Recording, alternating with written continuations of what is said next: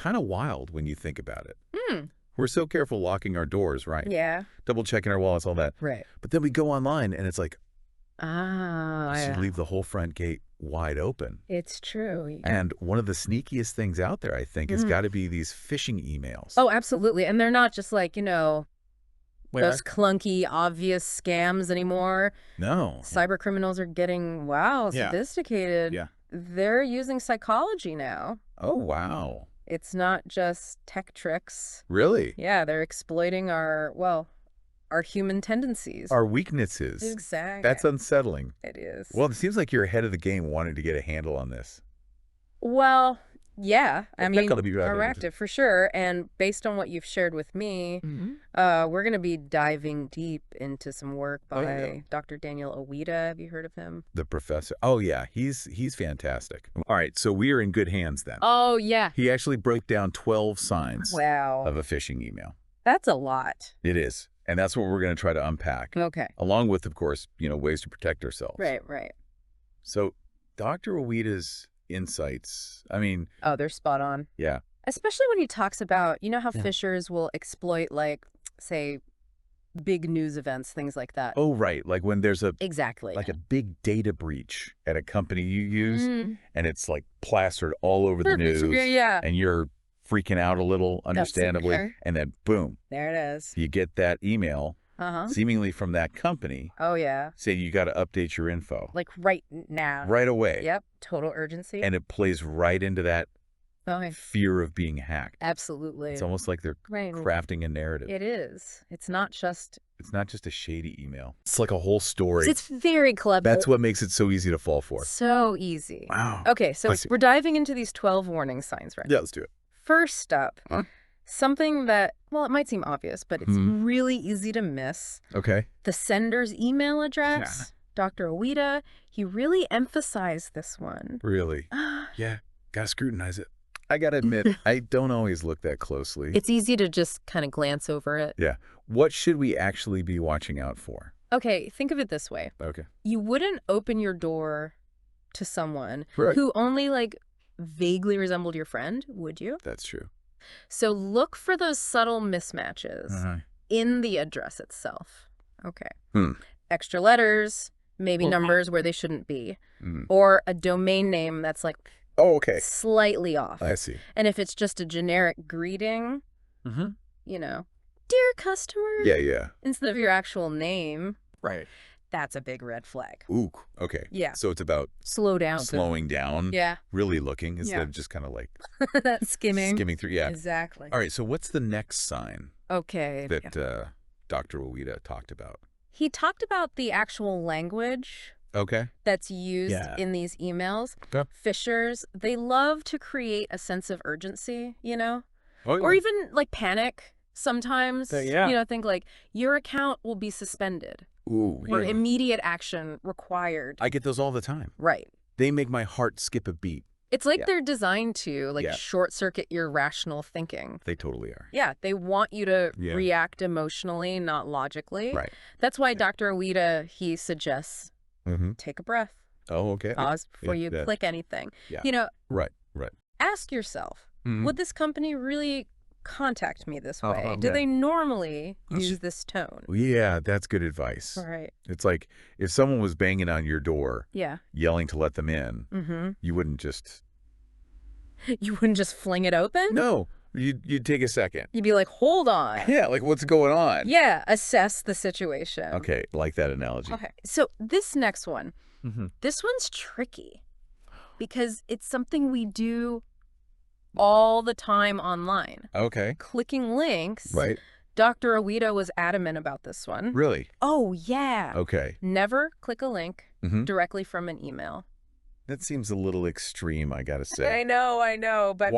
Why is it so important? Okay, because the link you see might not be where it actually leads. What? Yeah. Oh. So hover over it. Okay. With your mouse. Don't click. Okay. Just hover. All right. And you'll see the true URL. Okay. It could be totally different. Wow. Yeah, maybe even misspellings or shortened suspiciously. Oh, that's sneaky. It is. And then those attachments. Oh, yeah. Be super wary of those, especially style types, like, .exe, .zip, .cr. Oh, yeah. Yeah, those are often used to, well, deliver malware. Oh, no. Yeah, it's bad news. That's unsettling. It is? So how do we know Okay. which attachments are actually safe? Good question. Yeah. Only open attachments that you're actually expecting from sources that you trust. If it seems weird. Like out of the blur? Out of the blue, yeah. Okay. Or the email content is strange. Yeah. Don't risk it. Don't open it. No. It's better to, contact the sender directly. Oh, okay. Yeah, confirm it. So like a separate email. Yeah, or a phone call. Okay, yeah, that makes sense. Yeah. Okay. All right, so Dr. Oida also talked about poor grammar and spelling mistakes being kind of a red flag. Yeah. But honestly, I see typos in legitimate emails sometimes. Oh, of course, everyone makes mistakes, right? Yeah. But phishing emails often have a pattern of errors that go beyond just a simple typo. Oh, okay. So look for awkward phrasing, weird word choices, or sentences that just don't sound quite right. Okay, so it's like it's the overall impression. Overall impression. Yeah, not just a single slip up. Gotcha. Okay, this next one. This one's scary. Okay, lay it on me. Requests for personal or financial information. Oh, yeah. No legitimate company will ever ask for your passwords. Credit card details or your social security number over email. If you get an email like that, it's a scam, plain and simple. So like those emails that say account verification and they try to make you panic. Yeah, update your info. Those are always fake. Always fake. If you're ever unsure, go directly to the company's website or contact their customer support, through a trusted channel. Right. Don't click any links. Got it. In that suspicious email. Okay, this is making me rethink how I handle my inbox. Good. It's important. All right, so what's the next sign? Let's see. That we should be looking out for. Dr. Oida mentioned inconsistent branding. Oh. Or visuals as a kind of a subtle but important clue. Okay. Think like blurry logos. Okay. The wrong colors, maybe, or fonts that don't match. Right. The company's usual style. It's funny. I rarely pay attention to the design of an email. Oh, yeah. But you're right. Legitimate companies, they usually have strict guidelines. It's like another layer of professionalism. Professionalism, exactly. They wouldn't overlook. Right. Okay, and speaking of professionalism, let's talk about those too good to be true offers. Oh, the classics, Like if an email promises you something unbelievable, like a free cruise, or you've won the lottery. A lottery you didn't enter. Yeah, that you didn't enter. Yeah. Well, it probably is too good to be true. I am such a sucker for those, though. I know. Especially when I'm having a rough day. We all are. It plays on our desire for something good to happen. It's human nature. Yeah. But it's crucial to remember that scammers exploit that very human weakness. Right. So if it sounds too good to be true, it almost certainly is. All right, so it's like a self-defense mechanism. Yeah, think of it that way. Yeah. For our minds, be skeptical. Especially when it comes to amazing offers landing in your inbox. That just appear out of nowhere. Out of nowhere, yeah. All right, what's the next sign? Okay, so on Dr. Oida's list. He talked about unexpected or unusual email content. Okay. Like, it might be from a company you've never even interacted with, a bank you don't have an account with, or a retailer you've never shopped at. Right. So it's not just about it's pawn. What the email says, but whether makes sense in my online life. Your online life, yeah. What about those out of the blue? Yes. Notifications. Like saying you've won a prize you didn't enter. Oh, yeah, classic. Well, while not all unexpected notifications are malicious, it's always best to be cautious. Yeah, I guess so. Verify the info through other channels before you click anything. Or give personal details. Exactly, yeah. So, if I get an email about a package delivery I wasn't expecting, or an inheritance from some the inheritance distant relative I've never met. Classic. Double check. Double check that one, yeah? Yeah. Okay, so it's all about taking that extra step. Always. Yeah, to confirm things. Verify. Before I actually... take action. Take action. Okay. What's next on the list? Oh, okay. He really stressed carefully examining URLs Okay. Phishers are getting so clever with these. Really? Oh, yeah. In what way? Using URLs that look almost identical to legitimate websites. Okay. But there's like subtle misspellings or variations. So like instead of Amazon.com. Yeah. It's like amazero.n.com or something. Exactly. Or maybe an extra N. Or, wow. Yeah. That's so easy to miss. So easy to miss. Yeah. Always double check the spelling of the domain name. Right. And look for anything unusual. Okay. Right. And also make sure the website uses HTTPS. Oh, right. Yeah. HTTPS. You know that little lock icon? In the address bar. Yeah, in your browser's address bar. I know it's important for security. It is. But remind me, why is that so important? Okay, so HTTPS encrypts the communication between your browser and the website. Okay. So it's much harder for hackers to intercept your data. Oh, okay. Think of it as like a secure tunnel for your information. I have that. And legitimate websites that handle sensitive data, they almost always use HTTPS. Okay. So if a site doesn't have it, especially if you're entering personal information. Right, like credit card. Credit card, yeah. Okay. Big red flag. Got it. Okay. So watch out for those sneaky URLs. Yes. Always look for that HTTPS lock. Lock it down. What else did Dr. Owita say? He warned against downloading software or entering credentials based on an email prompt. Legitimate software updates are rarely distributed via email. Okay. So like... Almost never. If I get an email asking me to download a new version of like my antivirus software, that's probably a scam? Most likely, yes. Okay. Always go to the official website to download updates. Okay. And same goes for your login credentials. Okay. Never enter those from a link in an email. Don't click the link. No, go directly to the website. Go directly. Okay. Yes. I'm seeing a pattern here. What's that? It's all about being proactive. Be proactive. And checking things out myself. Yes. Rather than just trusting... Don't trust the email. What the email's telling me. Exactly. Good. Okay. What's the last sign on Dr. Owita's list? He talked about the timing of emails, receiving emails outside of normal business hours. Right.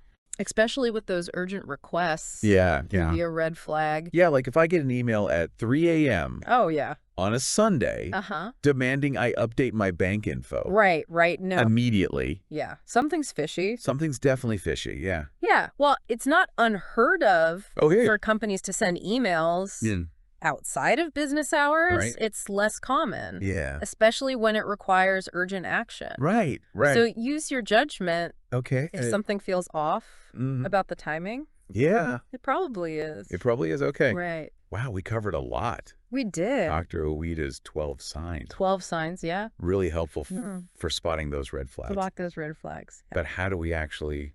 Good question. It feels like these phishers are always... They are. One step ahead. They're always adapting. Yeah. That's where Dr. Owita's advice on implementing anti-phishing measures comes in. Okay, yeah. He emphasizes a multi-layered defense. Oh, okay. Starting with security awareness training. Okay, so I've done those training sessions before. And sometimes they feel a little basic. I know, right? Yeah. But why is ongoing training so important? Because the tactics, they're constantly evolving. What worked last year might not work today. Oh, okay. So regular training keeps everyone up to date. Gotcha. On the latest tricks. Okay. And trends. So it's like... Continuous learning. Continuous learning. Yeah. A way to stay ahead of the curve. Stay ahead. Exactly. Okay. And thankfully, technology can help. Oh, good. Dr. Owita is a big proponent of email filtering solutions. Oh, that's a relief. I was starting to feel a little overwhelmed. I know, it's a lot.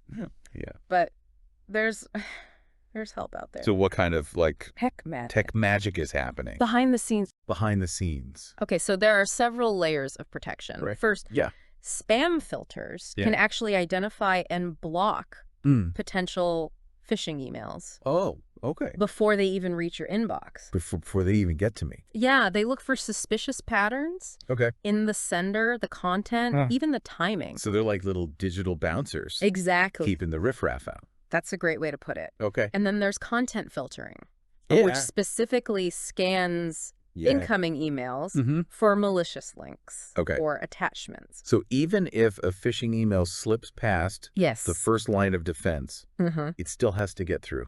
Got to get through another checkpoint. Another security checkpoint. Exactly. Okay. That's why layering these measures is so important. But technology alone isn't enough. Okay. Dr. Ueda also stresses multi-factor authentication. Oh, yeah. MFA. Yep. I'll admit. Yeah. I've been hesitant to set that up. I get it. It seems like an extra step. I know, but it's a crucial step. Really? Oh, yeah. It adds that extra layer of security by requiring more than just your password to log in. Okay. So usually it's like... Usually it's a code sent to your phone or a fingerprint scan. Oh, okay. Something like that. So even if someone gets my password... Even if they get it... They still can't get into my account. They can't get in. That's good. It might seem like a minor inconvenience. Right. But it can really strengthen your security. Okay. And think about it. We already use MFA in so many parts of our lives. That's true. You know, like using your debit card. Right. Got to enter your PI. Yeah, you're right. Okay, you've convinced me. MFA is going on my to-do list today. Excellent. But what if, despite all this, a phishing attack still gets through? Right. It feels almost inevitable. Well, that's where incident response plans come in. Okay. Dr. Ueda emphasizes that even the best defenses can be breached. It happens. It happens, yeah. Okay. The key is to have a plan in place for dealing with those situations. It's like having a fire drill. Exactly. A fire drill for cyber attacks. Well, I like it. So a clear plan outlines who to contact, what steps to take, how to contain the breach.